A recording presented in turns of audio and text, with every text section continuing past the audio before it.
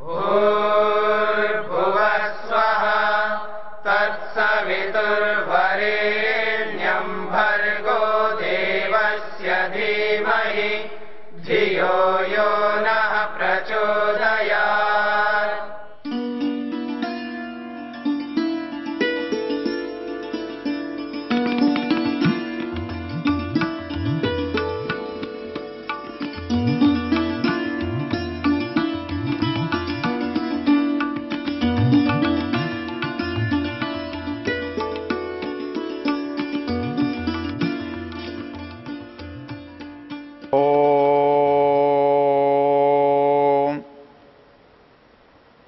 हम विचार करें, हम जो भी करते हैं, हम करने का संबंध शरीर से जोड़ते हैं, करने का संबंध वाणी से जोड़ते हैं। हम ये भूल जाते हैं कि करना मन से भी होता है, और जब शरीर के किए का फल मिलता है, मन के किए का फल मिलता है, वाणी के किए का फल मिलता है, ये बात हमें पता हो जाए तो फिर हम चाहेंगे कि कोई काम हम मन से भी बुरा न करें। जब तक हम ये समझते हैं कि बुरा करना दूसरे के दिखाई देने से या दूसरे को बताने से पता होगा, उस दिन तक हम बुराई से बच नहीं सकते। हम मानसिक दृष्टि से बुरे विचारों से घिरे रह सकते हैं। लेकिन जब हमें ये अनुभव हो जाएगा कि वो परमेश्वर सबको सदा देख रहा है, तब हम इस बात को नहीं सह पाएंगे कि हम किसी से छिपे हुए हैं और हम अपराध कर सकते हैं। स्वामी दयानंद जी ने व्यवहार भानु में एक कथा लिखते हुए लिखा है, उन्होंने अपने छात्रों की, अपने विद्यार्थियों की परीक्षा लेने के लिए एक व्यक्ति को कबूतर देकर कहा कि ऐसी जगह इसको मारना जहां कोई देखता न हो। एक विद्यार्थी तो मार के ले आया और दूसरा विद्यार्थी सारे दिन घूमकर वापस आ गया। उसने कहा जी यहां कोई नहीं देख रहा था, मैंने इसे मार दिया।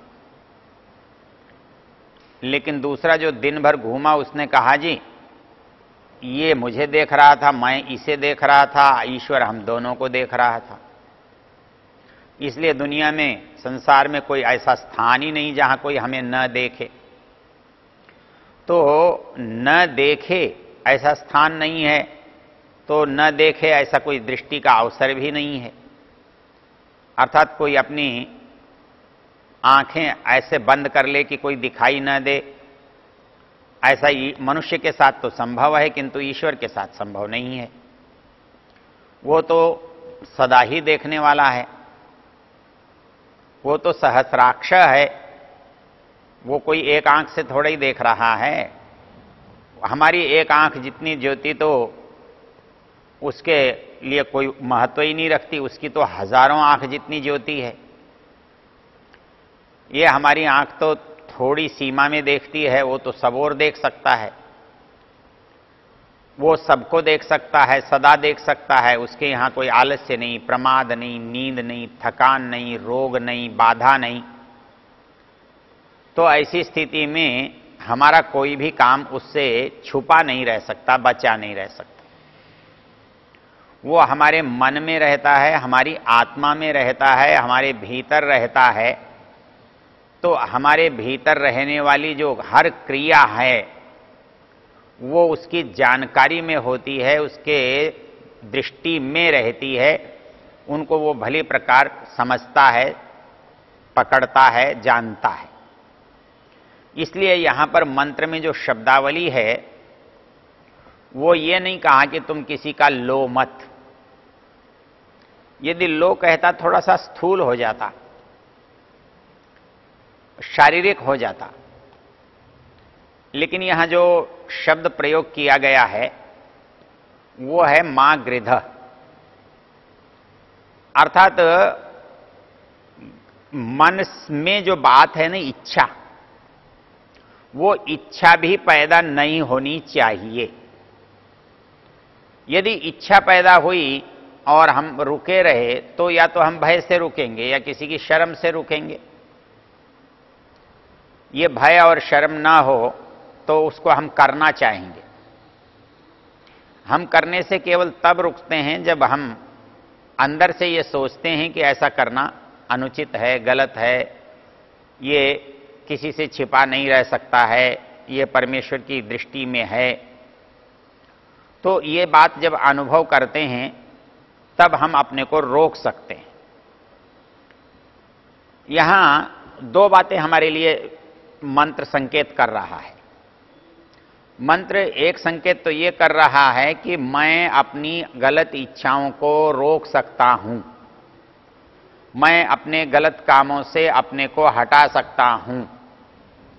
यदि मैं नहीं हटाता हूं तो या तो मेरा अज्ञान है या मेरा स्वार्थ है, लोभ है, मोह है, जिनमें पढ़ करके मैं अपने को नहीं बचा पा रहा हूं। तो जो कर्तृत्व है, जो सामर्थ्य है, वो कर्ता में होता है, आत्मा में होता है। इसलिए अच्छा मैं बनूं, बुरा मैं बनूं, ये मेरे दोनों अधीन है, मेरे प्रयत्नों के अधीन है। लेकिन जब आप ये कहते हैं कि मेरे प्रयत्न सफल नहीं होते या मैं कर नहीं पा रहा हूं, तब केवल अंतर इतना होता है कि जो आपके संस्कार हैं उनके मुकाबले में, उनके बदले में आपके प्रयत्न हल्के होते हैं, कम शक्तिशाली होते हैं। इसलिए किसी काम को आप करते हुए सफल नहीं हो पाते।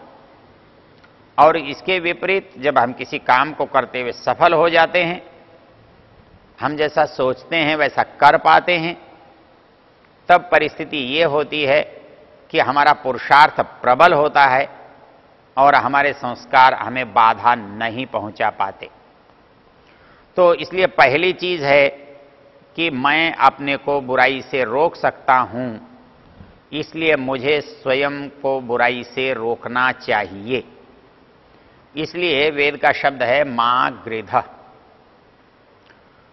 दूसरी बात इसमें जो दिखाई देती है वो ये कि मैं ये नहीं सोच सकता कि मैंने शरीर से नहीं किया है इसलिए मैं अपराधी नहीं हूं। यदि मेरे शरीर से करने से मुझ पर प्रभाव पड़ता है तो अपराधी मैं तब भी होता हूं, और मैं मन के करने से यदि मेरे ऊपर प्रभाव पड़ता है तब भी मैं अपराधी हूं। इसलिए गीता ने बड़े सुंदर कहा है, मन एव मनुष्याणाम कारणम बंध मोक्षयो। अर्थात हम संसार के बंधन में जाकर पड़ें, उनमें घिरें, वहां बंधे रहें, गमन आगमन मरने जीने के चक्र में फंसे रहें, ये भी हमारे मन के अधीन है। और हम इस संसार से मुक्त हो जाएं और उस परम सुख, परम आनंद परमेश्वर को प्राप्त करें, ये भी मन से संभव है। इसलिए इस मंत्र में जो शब्द का जो स्वारस्य है, शब्द की गहराई है, वो है कि अपराध मेरा मन से भी नहीं होना चाहिए। क्योंकि मन से भी अपराध हुआ तो अपराध हुआ, और अपराध जैसे शरीर से होता है वैसा ही मन से भी होता है। जैसे मैं शरीर से करता हूं उसका संस्कार मेरे मन पर पड़ता है, वैसे ही यदि कोई काम केवल मैं मन से करता हूं तो भी उसका संस्कार मेरे मन पर पड़ता है। जो संकट पैदा होने वाला है, जिससे मनुष्य को डरने की आवश्यकता है, वो संकट है किसी भी कार्य का संस्कार पड़ना। यदि मैंने किसी की वस्तु एक बार ले ली, बिना पूछे ले ली, हो सकता है मुझे आवश्यकता थी मैंने ले ली, लेकिन उसका जो बड़ा रूप बनता है वो दोबारा लेने के लिए मार्ग का खुल जाना। यदि मैं अपने जीवन में पहली चोरी करने में सफल हुआ तो मेरे दूसरी चोरी करने की संभावनाएं बढ़ जाती हैं, अवसर बढ़ जाते हैं। मेरा दिल उस बात के लिए तैयार हो जाता है, क्योंकि जब मैं एक बार चोरी करते हुए नहीं पकड़ा गया तो आवश्यक नहीं है कि मैं दूसरी बार चोरी करते हुए पकड़ा जाऊं। तो इसलिए वो दूसरी बार चोरी करने के लिए तत्पर होता है। यहां एक और परिस्थिति उसको ऐसा करने के लिए बाध्य करती है। वो परिस्थिति है मेरा संस्कार का दृढ़ होना। हम लोग समझते हैं कि चोरी का मूल्य किसी का रुपए में होता है, लाख में होता है, करोड़ में होता है। ये तो बाह्य मूल्य है, इसका मूल्य कोई कानून की नजर में होगा। इसका मूल्य मेरी आत्मा या परमात्मा के लिए कोई अर्थ नहीं रखता। क्यों कि मैंने 10 पैसे की किसी की चीज उठाई है, या मैंने 10 रुपए की चीज उठाई है, या मैंने 10 लाख की वस्तु उठाई है, तो आज का कानून विचार करते हुए उस वस्तु के मूल्य को ध्यान में रखता है। उस वस्तु के मूल्य को देख करके मुझे चोर ठहराता है और उस वस्तु के मूल्य के हिसाब से मुझे दंडित करता है। लेकिन वेद कहता है कि ये तो मनुष्य की बातें हैं। परमेश्वर की दृष्टि में जो चोरी है वो रुपयों से नहीं नापी जाती, वो तो संस्कारों से नपती। मेरे विचार मैंने कितनी बार बिगाड़े, मेरे विचार कितनी बार बुरे हुए, तो उसका उतना ही संस्कार मेरे मन पर, मेरे हृदय में पड़ता है। बुराई करने में जो सबसे बड़ी बाधा है या सबसे बड़ा नुकसान है वो ये कि यदि आप एक बार भी बुराई करते हैं तो आपके मन पर बुराई करने का संस्कार पड़ता है, और ये बुराई करने का संस्कार आपको बुराई की ओर जाने के लिए प्रेरित करता है। आपको बुराई की तरफ जाते हुए पीछे हटाने के बजाय आगे बढ़ाता है, और आप जितनी बार बुराई करेंगे ये संस्कार, ये ताकत, ये इच्छा उतनी ही दृढ़ होगी, मजबूत होगी। इसलिए बार बार चोरी करने वाले को चोरी करना बुरा नहीं लगता, चोरी करने में भय नहीं लगता, चोरी करने में परेशानी नहीं होती। इसलिए वेद ये कहता है कि यदि तुम मन से भी बुरा करते हो तो उसका भी फल होता है, और वो फल मेरे 10 पैसे की चोरी की तरह, मेरे 10 रुपए 10 लाख के या 10 करोड़ की चोरी की तरह अंतर नहीं होता। मेरे मन में किसी की वस्तु लेने की इच्छा हुई, मैं ले पाया या नहीं ले पाया, आपकी दृष्टि में मैं अपराधी नहीं बना, आपकी दृष्टि में मैं चोर नहीं बना, क्योंकि मैं आपकी दृष्टि में चोर तो तब बनूंगा जब मुझे चोर आप सिद्ध कर देंगे, न्यायालय चोर घोषित कर देगा, और उससे पहले मुझे आप चोर नहीं कह सकते। और चोर कहना चोरी करने पर भी गैर कानूनी होगा, अवैध होगा, विधि सम्मत नहीं होगा। तो इसलिए हम जब मन से चोरी करते हैं तो वहां हमारा बाहर का जो कानून है वो काम नहीं करता। हमको कोई जानता ही नहीं तो हमें कोई पकड़ेगा कैसे? हमें कोई जानता नहीं है तो कोई हमें दंड कैसे दे सकता है? तो जिसको पकड़ा नहीं गया उसको दंडित नहीं किया जा सकता। तो इसलिए मन से अपराध करने पर मैं बाहर वालों की दृष्टि में, पुलिस की दृष्टि में, कानून की दृष्टि में अपराधी नहीं बनता। लेकिन वेद कहता है कि आपके अंदर का जो संसार है उसमें यदि आप बुरा सोचते हैं, बुरा बोलते हैं तो भी आप अपराधी हैं, बन जाते हैं, और इसका दंड भी उतना ही मिलेगा जैसा करने पर मिलता है, जैसा शरीर से होने पर मिलता है। अर्थात शरीर से न होने पर भी यदि मन से हुआ है तो भी मनुष्य दंडनीय है, क्योंकि मन से होने पर यदि मैं प्रसन्न होता हूं, यदि मन की किसी कल्पना से मुझे सुख मिलता है तो मन की बुरी कल्पना से निश्चित रूप से मुझे दुख मिलेगा। तो इसलिए यह सोचना कि मन से बुरा सोचने से बुरा नहीं होता, बल्कि बुरा करने से बुरा होता है, शरीर के धर्म से बुरा होता है, यह ज्ञान, यह अधूरा ज्ञान है, यह अज्ञान है, यह कुविचार है। इस दृष्टि से वेद ने एक जो शब्द प्रयोग किया है वो बहुत ही सटीक है, बहुत ही संगत है। वो कहता है मां गृध कस्य से धनम, आप धन की इच्छा भी मत करो, क्योंकि धन की इच्छा करते ही आप अपराधी बन जाते हैं और इसका दो तरह से आपको दंड भोगना पड़ता है। पहला दंड है अपराध का बीज आपने अपने चित्त में जमा कर लिया, अपराध का संस्कार आपने अपने मन में डाल लिया। और दूसरा है परमेश्वर की दृष्टि में वो अपराध आ गया, क्योंकि परमेश्वर मेरे अंदर है, विद्यमान है, वो मेरे अच्छे बुरे को सोचने को जानता समझता है। तो यदि वो मुझे अच्छा काम करने का फल अच्छा देता है तो मेरे मन से भी यदि मैं बुरा काम करूंगा तो उसका मुझे बुरा फल वो देगा। ये जो धारणा मेरे मन में पैदा होती है वो तब ही पैदा हो सकती है जब मैं ईश्वर को सर्वव्यापक मानूं और मेरे मन में, मेरे विचार में जो गलत बात आए वो भी अपराध की श्रेणी में रखूं। इसके लिए वेद ने कहा कि अपराध बाहर से नहीं, अपराध तो मन से प्रारंभ होता है। इसलिए परिस्थिति वो आनी चाहिए जो अपराध मन में भी पैदा न हो।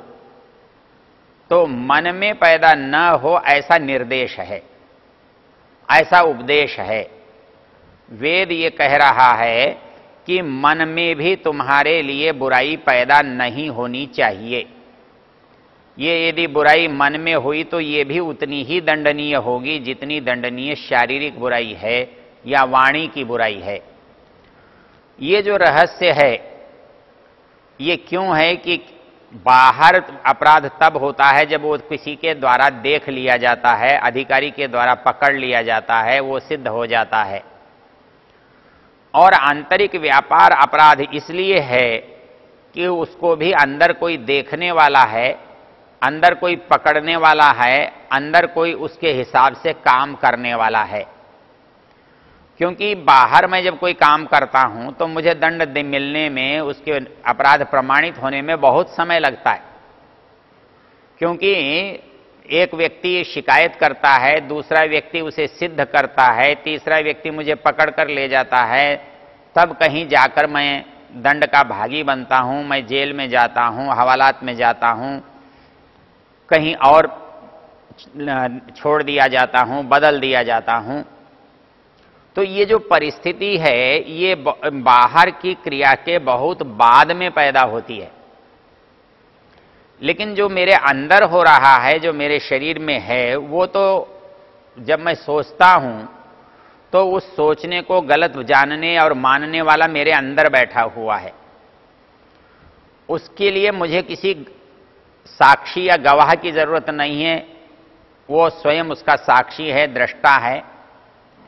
और इससे आगे की जो बड़ी बात है वो ये है कि इसका दंड देने वाला भी वह स्वयं है। मेरे बाहर के कामों में पुलिस अलग होती है, शिकायत करने वाला अलग होता है, मेरे वकील अलग होता है, न्यायाधीश अलग होता है, तब जाकर मुझे दंड मिलता है। लेकिन यहां जो मेरी त्रुटि को जानता है, पकड़ रहा है, देख रहा है, वो एक ही है। वही उसका स्वामी है, वही उसका निर्णायक है, वही उसका दंडाधिपति है।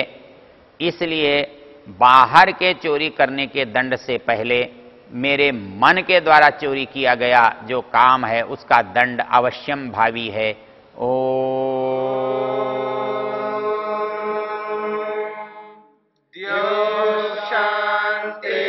शांतिरंतरिक्षं शांति पृथिवी शांतिरापः शांतिरोषधयः शांतिः वनस्पतयः शांतिर्विश्वे देवा शांतिर्ब्रह्म शांति सर्वं शांति शांतिरेव शांति क्षमा शांति।